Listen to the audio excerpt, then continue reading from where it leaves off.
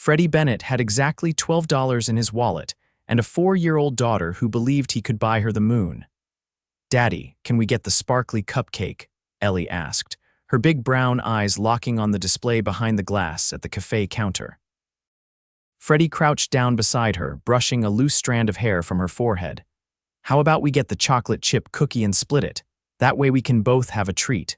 Ellie tilted her head, considering. "Only if I get the bigger half," he chuckled.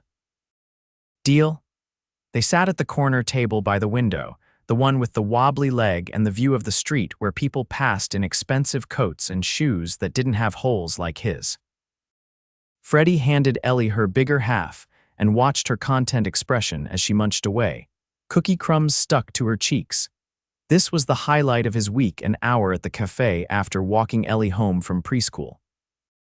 He'd pick up a cheap coffee, she'd get a snack, and they'd pretend they were royalty having afternoon tea.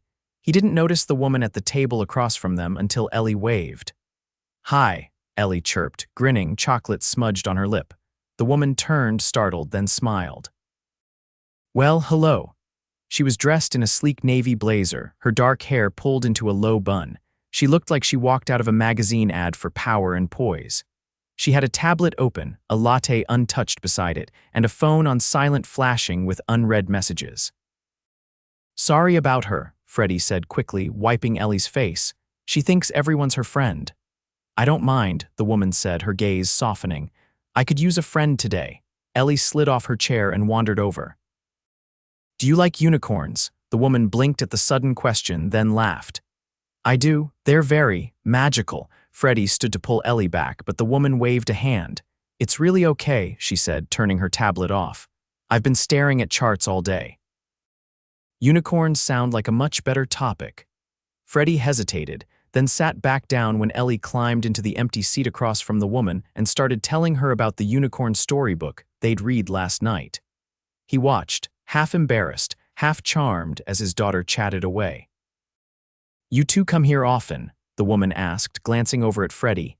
"Every week," he said. "It's our tradition," she smiled. "I like that." Freddie noticed her eyes, now gray, sharp but kind. She looked expensive, like the kind of woman who drove a car that cost more than his apartment. But she didn't act like it. She listened to Ellie like she actually cared, laughed when she was supposed to, even asked questions. "I'm Morgan," she said, offering her hand. "Freddie." He shook it, feeling a little awkward. "And that's Ellie, my daughter." Morgan's gaze flicked to Ellie. "She's wonderful." "She is," he said, pride touching his voice. They talked for almost 30 minutes. Morgan asked about Ellie's school, Freddie's favorite books, and what cookie was best here. She didn't ask why his coat had a stitched-up tear or why his shoes were worn. She didn't ask what he did for a living. Thank God, Ellie was the one who finally ended it. "Daddy, I'm sleepy." Freddie stood and helped her into her jacket. "Sorry for the interruption. Thanks for entertaining her." Morgan stood too. "She entertained me." She hesitated, then reached into her bag and brought out a small notebook. She tore a page, scribbled something, and handed it to him. "In case you ever want to talk about unicorns again," she said, smiling. Freddie took the paper. A number. Her name again, in neat cursive. He tucked it in his pocket, unsure what to say. "Thanks."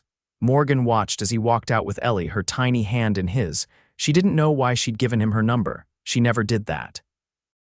But something about the way he looked at his daughter, like she was his whole world, it stuck with her long after she returned to her meeting. Freddie didn't call her. Not for 2 weeks. He looked at the number every night, though. Wondering what a woman like that could possibly want with a guy who worked construction jobs when he could find them, who barely scraped enough together to keep their tiny one-bedroom apartment in East Ridge. But on the 15th day, it rained. Ellie had a fever, and he'd had to turn down a job to stay home with her. Bills were overdue, he was wrung out, and then he found the note again, tucked inside the back of his wallet. He stared at it. And the next morning, when Ellie was better and the sun came back out, he walked into that same cafe, heart pounding. Morgan was there, as if she'd been waiting. The cafe door swung open with a gust of wind trailing behind Freddie as he stepped in, his fingers damp from the drizzle outside. He spotted her instantly. Morgan sat alone at a different table today, this one in the back near the brick wall, her hair down in soft waves, a navy trench coat draped over the back of her chair. She wasn't looking at her tablet this time. She was sipping tea like she had nowhere else to be. He hadn't brought Ellie today. She was home with Mrs. Valenti, the retired schoolteacher from across the hall who adored her and insisted on helping whenever she could. Morgan looked up and set her cup down. "You came. I wasn't sure if you'd still be here," Freddie said, brushing water from his sleeves. "I wasn't sure if you'd ever use the number." He gave a small nod, unsure what to do with his hands. "I didn't mean to wait so long. Things just get complicated." She gestured toward the chair across from her. "Sit. You look like you could use something warm." He took the seat, letting the warmth of the cafe settle into his shoulders. "I should have brought an umbrella. I should have bought stock in weather apps. They never get it right." She smiled gently and flagged the barista without asking, ordering a black coffee and a cranberry muffin on his behalf. Freddie blinked. "You remembered what I had last time." "I remember a lot of things," she said simply, leaning back.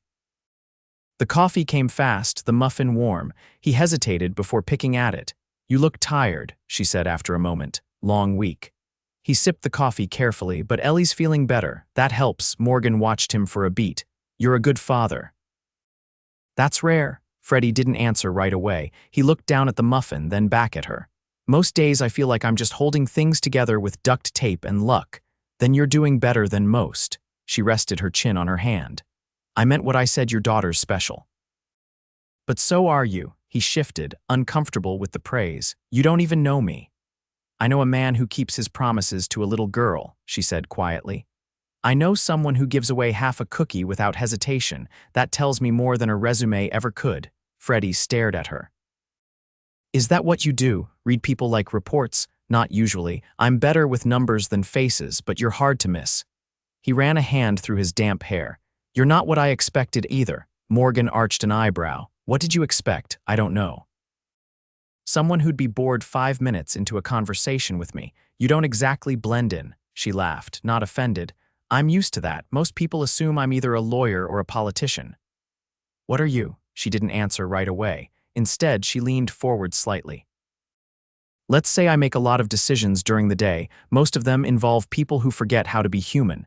He narrowed his eyes. "That's vague." "It's accurate." She tilted her head. "But I'll trade you. You tell me something real, I'll give you a straight answer." He considered that. "All right." "I hate asking for help, even when I need it." Morgan nodded slowly. "I run a private tech firm. I've chaired meetings in 4 countries this quarter. I make enough money to buy the building this cafe is in." Freddie chuckled bitterly. "See, that's what I meant." "You're from a different world." "Maybe." She toyed with her teacup. "But I didn't always live in penthouses and fly business class." He looked up. "My father was a mechanic," she said. "He worked out of a garage that leaked every time it rained. My mother cleaned houses to keep the lights on." "They didn't raise me to chase money. They raised me to never let it own me." Freddie swallowed. "That's not what I expected." "I know." She leaned back again. "Most people see the coat, the car, the watch. They don't look past it." He hesitated. "Why are you telling me all this?" "Because I want you to stop treating me like I'm made of glass." He blinked. "I didn't sit at that cafe table hoping to be noticed," she continued. "But I noticed you, and I haven't stopped thinking about you since." Freddie's throat tightened. "You don't know what you're doing." "Maybe not, but I've made riskier investments. This isn't a game. I'm not playing." He stood abruptly, confusion and fear battling in his chest. "I should go." Morgan rose too, but didn't reach for him. "I'm not asking for anything, Freddie. I'm just saying I'm here." He nodded, jaw tight. "Thanks for the coffee." He left before she could say anything else. Outside, the rain had stopped, but everything still felt soaked with tension. He walked quickly, hands shoved deep in his pockets, heart pounding. Morgan didn't chase him. But she didn't delete his number either. She had a feeling he'd be back. Maybe not tomorrow, maybe not next week, but she'd wait. The knock on the door came just after dinner, when the dishes were stacked in the sink, and Ellie was curled up against Freddie's side on their second-hand couch, her tiny feet tucked under a threadbare blanket. He wasn't expecting anyone. Freddie eased Ellie off him gently, her eyelids already drooping, and walked quietly to the door. Through the peephole, he saw a bouquet, and behind it, Morgan. He hesitated, then opened the door halfway. "Hi," she said, holding out the flowers like a peace offering. I didn't come to intrude. I just wanted to check on you. Freddie looked down at the bouquet. White tulips and sprigs of eucalyptus, elegant, quiet, not the kind of flowers you give to impress, the kind you bring when you mean it. You didn't have to come all the way here, he said, voice low. I know, she said. But I wanted to. He stepped aside slowly, leaving the door open wide enough for her to enter. The apartment was small kitchen, living space, one bedroom off to the right but clean. Lived in. The walls bore Ellie's crayon masterpieces, and a tiny bookshelf sagged under the weight of children's books and a few worn paperbacks. Morgan took it all in with a quiet kind of reverence. She's sleeping, Freddie nodded. Long day. I won't stay long. She set the flowers on the counter. I thought maybe I'd overstepped. You didn't. But you left like I had. Freddie leaned back against the counter, arms crossed. I didn't know how to feel, still don't. Morgan met his gaze. You don't have to feel anything yet. I'm not asking for promises, he exhaled. So why are you really here? She looked around the apartment once more, then stepped closer. Because I've sat in boardrooms with men 3 times my age who think the world is theirs for the taking. I've flown halfway across the world to chase deals that never felt real. But I haven't stopped thinking about how you looked at your daughter like she was the only thing that mattered. Freddie's jaw tensed. That's not a reason to chase someone down. I'm not chasing, she said calmly. I'm offering you the truth. I like you, I like her. And I don't care if that's complicated. He said nothing for a long beat. Then quietly, she's never had anyone stick around. Morgan softened. Maybe it's time she did. Freddie watched her carefully, the lines around his eyes deepening. I don't know what to do with someone like you. Morgan smiled faintly. You don't have to do anything, just let me be here. He looked away, then back at her. You hungry? She blinked. What? I've got leftover pasta. It's not fancy, but it's food. Her lips parted in surprise. I'd love that. He moved to the fridge, pulling out a container and setting it on the stove. She took a seat at the tiny table, leaning her elbows on the scratched surface. You ever cook? He asked over his shoulder. Only when absolutely necessary. My housekeeper once banned me from the kitchen after I set off the fire alarm boiling water. Freddie laughed once. That's impressive. You should have seen her face. She tilted her head. So what do you do when you're not saving unicorns and raising brilliant girls? He stirred the pasta. Work construction when I can get it. I used to do electrical, but it's been harder to land gigs lately. Morgan nodded thoughtfully. You ever think about doing something different all the time, but thinking doesn't pay rent?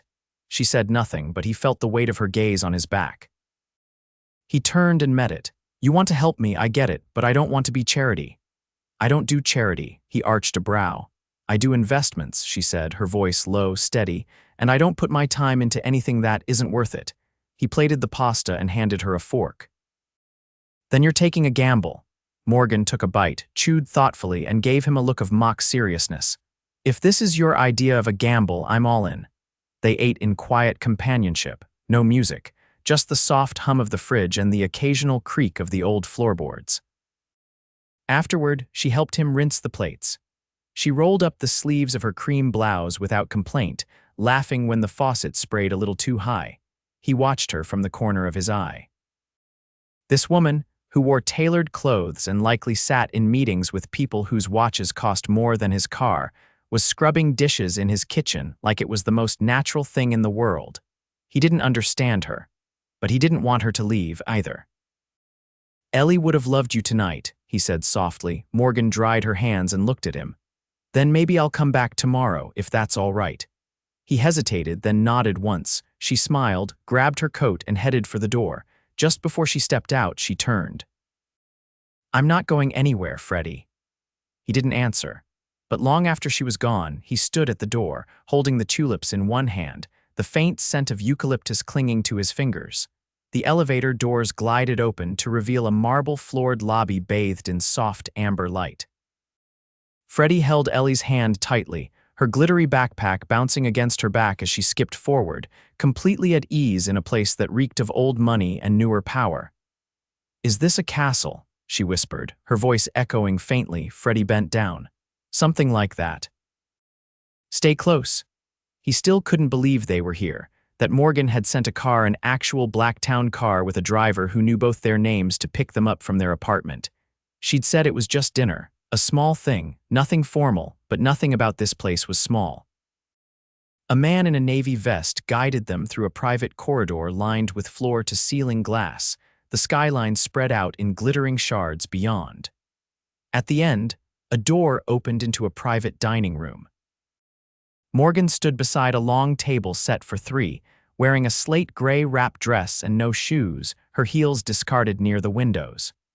"You're early," she said with a warm smile. "I didn't expect that." Freddie stepped inside slowly, taking in the soft music playing low from hidden speakers, the flickering candles, the plates that probably cost more than his weekly rent. Traffic was light. Ellie rushed in ahead of him. "Whoa. Look at all the shiny forks." Morgan crouched beside her. "Pick any seat you want. They're all yours tonight." Ellie chose the one with the best view of the city and immediately began flipping over the butter knife to see how her reflection warped. Freddie approached Morgan, lowering his voice. "You didn't have to do all this. Neither did you when you gave her your half of the cookie," she said, brushing a hand down his sleeve. "Let me give something back." Dinner was roasted chicken with lemon glaze, truffle potatoes, and a chocolate tart that made Ellie declare she was never eating vegetables again. Morgan laughed easily, letting Ellie talk about her drawings and her new shoes from Mrs. Valenti. Freddie watched the two of them, momentarily forgetting the weight of bills and part-time shifts. When Ellie grew sleepy, Morgan led them to a guest room down the hall outfitted with soft white bedding, a stuffed rabbit already tucked into the pillows, and a children's book resting on the nightstand. "Did you?" Freddie began, but she raised a brow. "I called in a favor. She's going to love this," he said softly. "She already does." Freddie tucked Ellie in, kissed her forehead, and clicked off the lamp. When he returned to the living room, Morgan stood beside the floor-to-ceiling window, barefoot again, a glass of wine in her hand. "She's asleep, out cold." Morgan turned to face him. "I didn't do this to impress you, I know. I did it because I wanted you to know I see her, and I see you." Freddie stepped closer. "I'm not used to being seen like this. You're used to being underestimated." He took the glass she offered and sipped it. "I don't know what this is, what we're doing." "I do," she said. "We're building something, slowly, honestly." He looked at her, really looked. "You're not scared of this, of you?" "No, but your world, this world is nothing like mine. Then we'll make our own." She said it like a fact, not a dream, like she'd already decided. Freddie set down his glass and stepped into her space. "Why me?" Morgan didn't hesitate. "Because you remind me what matters. Because when everything around me is cold and calculated, you're not. Because you didn't ask for anything, and that made me want to give you everything." He kissed her. It wasn't tentative. It wasn't hesitant. It was the kind of kiss that came from weeks of restraint and unspoken longing. The kind that said, "I see you too." When they pulled apart, her forehead rested against his. "I don't want to be a footnote in your life," he said. "You're not," she whispered. "You're the reason I'm rewriting the whole thing." Months passed like chapters, each one more unexpected than the last. Morgan surprised him with a gallery opening where Ellie's crayon art had been professionally framed and displayed at child height. Freddie got a full-time position at a restoration firm, no favors, no strings. Just long days, honest work, and a paycheck that finally felt steady. They didn't move in together right away. There were boundaries, routines. Ellie had her own space in Morgan's penthouse, and Morgan kept a toothbrush at Freddie's place. But one spring morning, when Ellie rushed into the kitchen wearing a paper crown and declared it Princess Pancake Day, Morgan cooked, badly. The pancakes were lopsided, and one tasted suspiciously like salt. Freddie ate every bite. That night, as they lay side by side on the couch, Ellie asleep across their laps, cartoons playing on mute, Morgan turned to him. "There's something I want to ask." He looked at her. She reached into her sweater pocket and pulled out a small box. "It's not the traditional way, but then again, we've never done anything by the book." Freddie opened it carefully. Inside was a silver band, simple and beautiful. "For me?" he asked, stunned. "For us," she said. "For the family we've made." He didn't speak. He just kissed her again. They married in a garden overlooking the East River, with Ellie as flower girl and ring bearer rolled into one. The guests were few. The vows were real. And the future, for once, felt like a promise instead of a question. They didn't need perfection. They had each other. And that was everything. The spring gala was nothing like Freddie had ever imagined. Held in a historic conservatory-turned-glass ballroom, it shimmered beneath thousands of hanging lights, as if the stars themselves had descended for the evening. A string quartet played something elegant near the fountain, and waiters in white gloves weaved through the crowd with silver trays. Freddie adjusted his tie for the third time, squinting at his reflection in the smoked glass of the window. Ellie had picked the navy one, saying it looked fancy without being boring. He still wasn't sure how he felt about wearing cufflinks with his initials engraved on them. Morgan stepped out of the dressing suite behind him, her gown catching on the light like liquid gold. She paused when their eyes met. "You're staring," she said. "You're glowing." She reached up, fixing the edge of his collar. "You clean up nice. I owe that to your tailor and your patience. And possibly your threats. I only threatened you with champagne if you didn't wear the shoes, which is cruel," he said, glancing down, "because they pinch." She laughed and took his hand. "Come on." Ellie's already making friends by the ice sculpture. They found her attempting to charm 3 older ladies in sequin shawls with stories about her imaginary dog named Pickles. She wore a pale pink dress with tiny embroidered stars and a pair of glittery ballet flats. Every time she twirled, they caught the light like a disco ball. Morgan leaned in. "She's working the room better than most CEOs. She's had good examples," Freddie said. They mingled not because they had to, but because somehow, over the past year, this world had become less foreign. Not familiar, but less distant. Morgan introduced him not as a +1, but as her husband. Not as a guest, but as someone who belonged. And for the first time, he didn't flinch when people shook his hand and asked questions about his work. He had answers now. Confidence he hadn't realized he'd earned. Later in the evening, as the sky outside darkened to indigo, a man in a dark gray tuxedo approached their table. His features were sharp, and his smile was the kind that came from years of wielding power. "You're the one who restored the Galloway estate's original wood paneling," he asked Freddie. Freddie glanced at Morgan, then nodded. "I led the team, yeah. I saw your craftsmanship. Impressive. I've got a property in upstate New York that needs someone who actually respects the historical structure. Mind if I get your card?" Freddie hesitated, then reached into his jacket and handed the man a thin, cream-colored business card with his name and number printed in clean block letters. After the man walked away, Morgan leaned over. "You handled that well." "I didn't panic, so I'm counting that as a win." She rested her chin in her hand. "You've changed," he looked at her. "So have you. Want to get out of here?" He raised an eyebrow. "This your way of saying you're done pretending to like foie gras?" "I didn't pretend. I just didn't swallow." They found Ellie curled up on a velvet bench near the garden doors, half asleep with a cupcake in her hand and frosting on her nose. They thanked the hosts, made their way to the valet, and slipped into the back seat of the car. Halfway home, Ellie stirred. "Did we win?" Freddie glanced back. "Win what, bug? The party. Did we win it?" Morgan turned in her seat. "We did." Ellie nodded once, satisfied, and fell back asleep.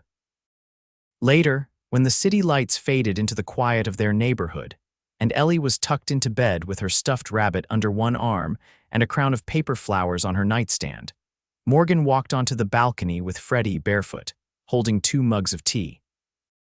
She leaned against him, her head resting on his shoulder. "It's wild, isn't it? What? How we got here. A cookie, a conversation, and now this." He looked out over the street where the trees had just started to bloom again. "You still scared?" "Only of wasting time," she said, "but with you." "Never," he kissed the top of her head. "I used to think I had to keep everything and everyone at a distance, that if I let anyone get too close, they'd see all the cracks." "I saw them," she said. "That's why I stayed." He turned to face her. "I didn't think I'd ever have anything like this." "You didn't have to think it," she whispered. "You just had to believe it when it showed up." A breeze swept through the balcony, warm and scented with the faintest trace of jasmine from the garden below. Freddie wrapped his arms around her, and she tilted her face up to meet his lips. They didn't need more than this. Not tonight. Not ever. In the months that followed, they built a life that wasn't polished or perfect, but deeply, relentlessly happy. Freddie's business grew, not because Morgan pulled strings, but because his work earned respect. He hired his first apprentice. then a second. Ellie started school and insisted on packing 3 extra snacks each day just in case someone forgot theirs. She took ballet, then decided soccer was more her thing. Morgan drove her to every practice, even on days where meetings piled up like sandbags. On their first anniversary, Morgan took Freddie back to the cafe where it started. The table was different now, but the memory lingered. Ellie handed them a drawing folded like a card. On the front, 3 stick figures stood under a rainbow. One of them wore a crown, another wore a tie. The smallest held a giant cookie. Inside, in crooked handwriting, it read, "We're the best kind of family, the made one." Freddie looked up, eyes stinging. Morgan just took his hand. "I love you," she said, without question, without pause, without end. He didn't need to say it back. But he did. And even years later, through the quiet mornings and the loud ones, through scraped knees and first recitals, through business wins and stumbles, he never stopped. Because once upon a time, a man with $12 and a daughter who believed in magic met a woman who believed in him. And together, they made a life that was nothing short of extraordinary.